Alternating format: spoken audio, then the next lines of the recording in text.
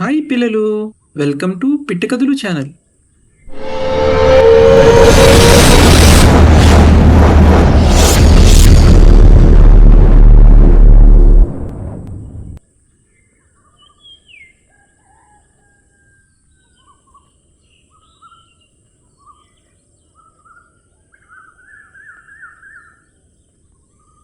Hi పిల్లలు, ఈరోజు మనం చెప్పుకోబోయే కథ రొట్టె కోసం యుద్ధం.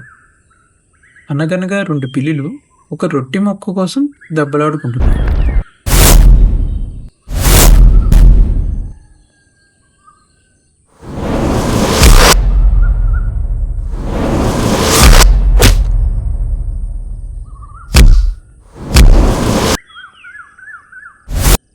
ఆ గొడవ పడుతున్న పిల్లులను ఒక కోతి చూసింది.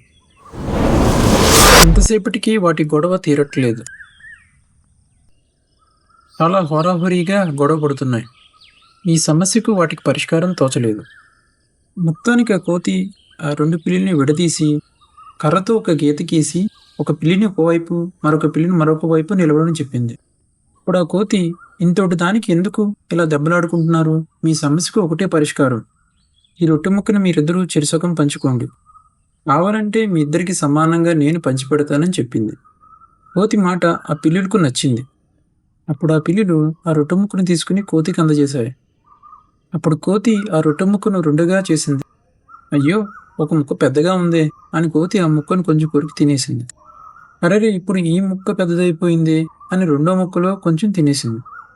చా, ఇప్పుడు ఇది పెద్దగా అయిపోయిందని మళ్ళీ మొదటి ముక్కలో కొంచెం తినేసింది. ఇలా కొంచెం కొంచెం చేసి మొత్తం రొట్టె ముక్కను కోతి తినేసి తురున్న చెట్టెక్కి పడుకుంది. పిల్లులు రెండు నోరు వేలేసి చూస్తూ ఉండిపోయాయి.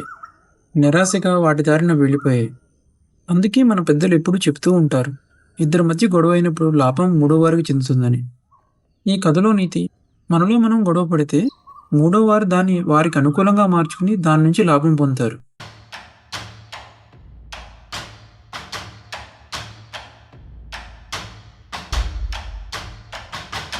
Like, share and subscribe.